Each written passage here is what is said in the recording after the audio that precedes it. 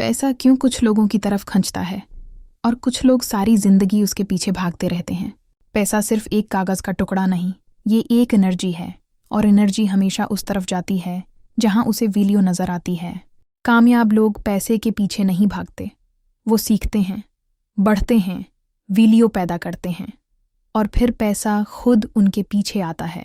पैसे की साइकोलॉजी ये कहती है, अगर तुम अपने सोचने का तरीका बदल लो तो तुम्हारी हकीकत भी बदल जाएगी।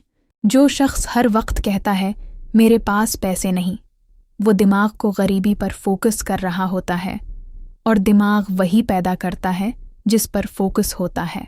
पैसा उस शख्स के पास आता है जो अपने वक्त का सही इस्तेमाल करता है, जो अपने आप को कीमती बनाता है, क्योंकि दुनिया हमेशा वैल्यू को पैसा देती है, बहाने को नहीं।